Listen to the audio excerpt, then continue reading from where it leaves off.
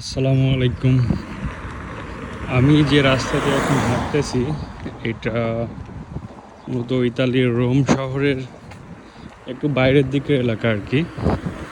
যদি বাংলাদেশের সাথে তুলনা করি তাহলে বলতে হবে যে অনেকটা সাভার, গাজীপুর এরকম আর কি। অর্থাৎ ঢাকার মেইন সার্কেলের একটু বাইরে যেমন ওরকম আর কি। আর রোমের ম্যাপের দিকে তাকালে দেখা যায় যে রোম একটা সার্কেলের ভিতরে আর কি। একটা সার্কেল আছে, রোমের চারদিক দিয়ে রাস্তা আছে, ওই রাস্তার বাইরের এলাকা একটি আর কি এটা।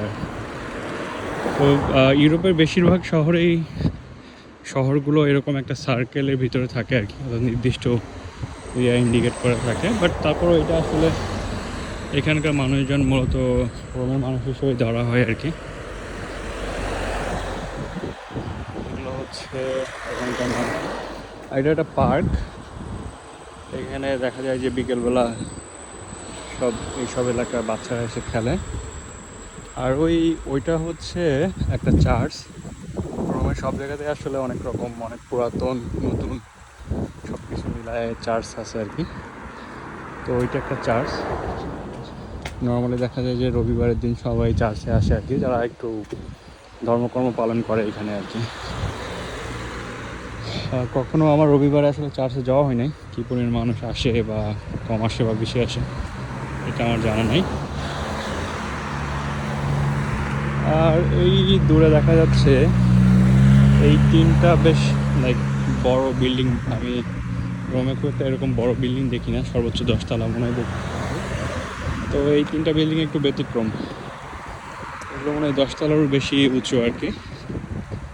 এটা জেব্রা ক্রসিং। জেব্রা ক্রসিং দিয়ে রাস্তা পার হওয়া মানে নিরাপদ, কিন্তু অন্য সব জায়গা দিয়ে রাস্তা পার হইলে গাড়ি আপনাকে ধাক্কা মারবে, পুরো দায়ভার আপনার। এটা একটা পার্কিং এরিয়া। আমি এদিক দিয়ে হেঁটে যাব আর কি। মসজিদে যাওয়ার জন্য বেরোইছি। আজকে শুক্রবার। ইতালিতে সব জায়গায় যেরকম গাড়ি দেখতে পাওয়া যায়, সবগুলো গাড়ি আসলে ভালো। ইতালি সম্ভবত ব্যক্তিগত গাড়ি ব্যবহারকারীর দিক থেকে পৃথিবীতে দ্বিতীয় স্থানে আছে আর কি। আচ্ছা, আমি এই দিক দিয়ে ঢুকবো আর কি। এই এলাকাটা একটা মেট্রো স্টেশনের পাশেই আর কি। তো এখানকার বেশিরভাগ মানুষ দেখা যায় যে ব্যক্তিগত গাড়িতে ব্যবহার করে। আর কিছু আছে যারা হয়তো মানে আন্ডার এজ, তারপরে হচ্ছে ফরেনার্স যারা আছে তারা সাধারণত মেট্রো বা পাবলিক ট্রান্সপোর্ট বেশি ইউজ করে। ইতালিয়ানরা ব্যবহার করে না এরকম না, তবে তাদের সংখ্যাটা, তারা যে পরিমাণে এখানে আছে সেই তুলনায় অনেক কম আর কি। আর মেট্রো স্টেশন বা বাস তো সব জায়গায় পাওয়া যায় না। যেমন এই বিশাল এলাকার মাঝখান দিয়ে একটা মেন রোড আছে, সেখানে শুধু বাস পাওয়া যায়। তো স্বাভাবিকভাবেই মানুষ আসলে এত কষ্ট করতে চাইবে না। আর তারপরে এই রোডটা একটু ঢালু, এসব রাস্তায় হাঁটা বেশ কঠিন। তবে হ্যাঁ, এটা শরীরের জন্য বেশ ভালো। এখানকার মানুষজনের আসলে দেখা যায় রোগবালাই অনেক কম হয়। এর পিছনে বেশ কিছু কারণ আছে। তো আবহাওয়া, সুন্দর আবহাওয়া এখানে, তারপরে পরিষ্কার পরিচ্ছন্ন, খাবার অনেক ফ্রেশ, ভেজাল নাই। তারপরে এরা প্রচুর হাঁটাচলা করে আর কি।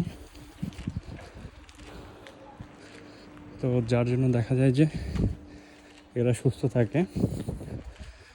আর দেখা যায় আমাদের দেশের যে বয়সে মহিলারা, আর আমাদের দাদি নানিদের আমরা দেখি, বা আমাদের মা যারা আছে 50-60 বছর হলে বিভিন্ন রোগে আক্রান্ত হয়ে যায়, কিন্তু এখানে এটা ব্যতিক্রম।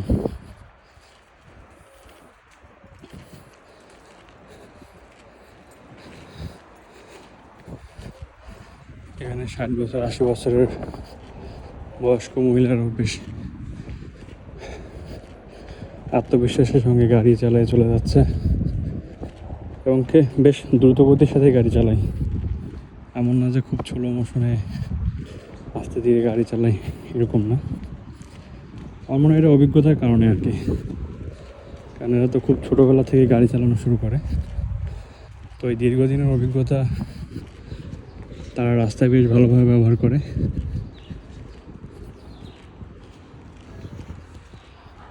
আর এই এরিয়াটা বেশ ভালোই লাগে আমার কাছে, নিরিবিলি, লোকজনের সংখ্যা খুবই কম এখানে।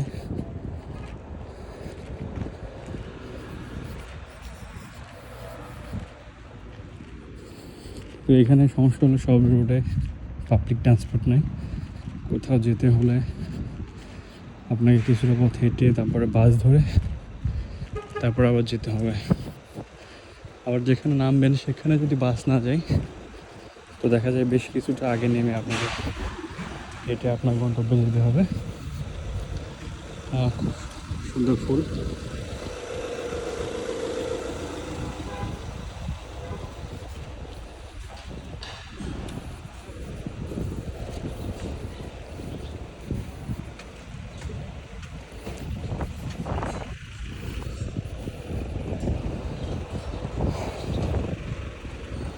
সব জায়গাতে গাড়ি আছে আর কি।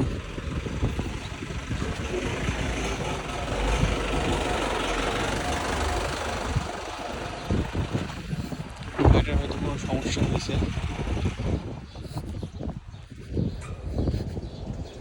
এখানে ফিয়াট ব্র্যান্ডের গাড়িটা সব জায়গাতে আছে, কারণ এটা ইতালিয়ানদের ব্র্যান্ড। আর এই গাড়িগুলো খুব বেশি এক্সপেন্সিভ না, আবার সেই সাথে বেশ ভালো মজবুত আর কি। ফুটপাথ ধরে যায়। বিয়ারের বোতল সব জায়গাতেই দেখা যায় মোটামুটি। ডিমস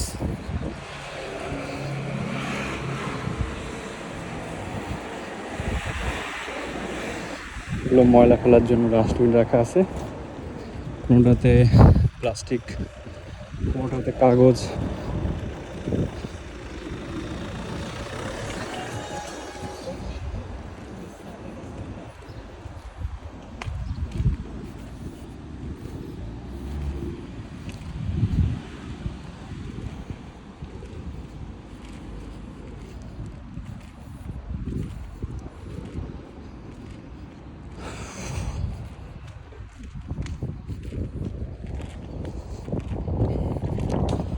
আর যেমনটা বলছিলাম যে এইসব জায়গাতে প্রচুর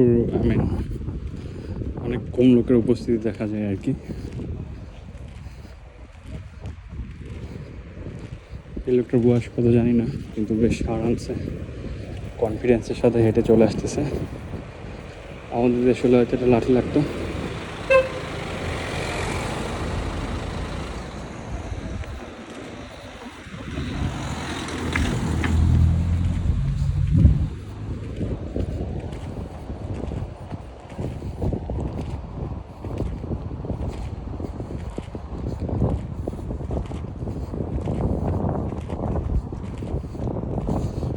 ঢালু পথে সাইক্লিং করা বেশ কঠিন বলে মনে হচ্ছে।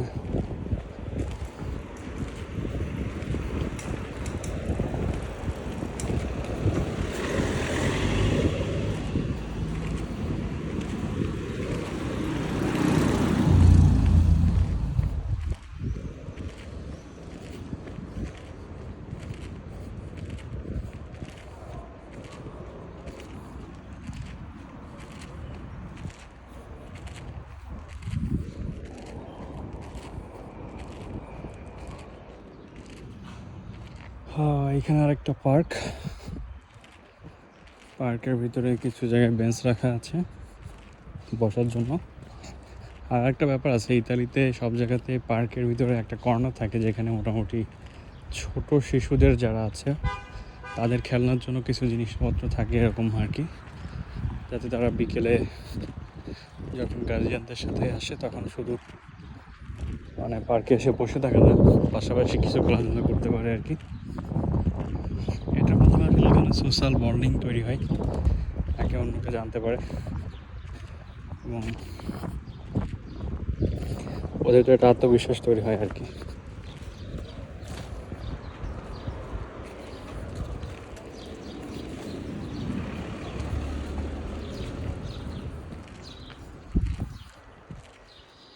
ওকে, আরও কিছুটা পথ হাঁটতে হবে ওই দিক দিয়ে গেলে।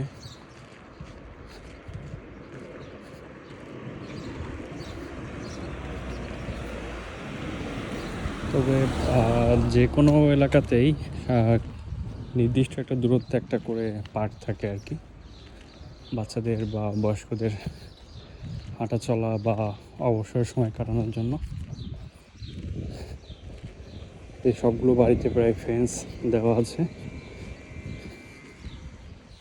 আর গেটগুলো অনেকটা অটোমেটিক, রিমোট কন্ট্রোল সিস্টেম আর কি। আর এদের বিল্ডিংগুলো সর্বোচ্চ 2-3 তলা এখানে। আর গ্রাউন্ডে লাইক একটা বেসমেন্ট থাকে বড়।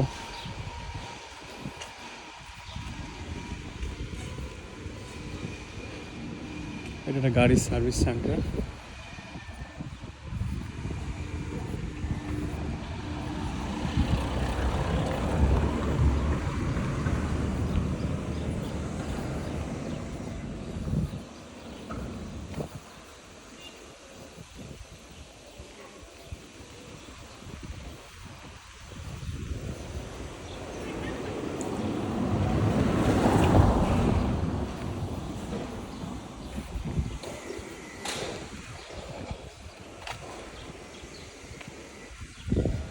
আশেপাশে হয়তো কোনো বেকারি আছে, সুগন্ধ পাচ্ছি আর কি ব্রেডের। আর একটা জায়গা যেখানে বিন, ময়লা, কোনোটাতে কাঁচের বোতল, কোনোটাতে প্লাস্টিক, কোনোটাতে পেপার, কোনোটাতে গ্রোসারি ওয়েস্ট, সব রকম ফেলে আর কি। আবার কিছু আছে যেখানে আপনি সব ধরনের ময়লা ফেলতে পারবেন, আলাদাভাবে ফেলার কোনো প্রয়োজন নেই।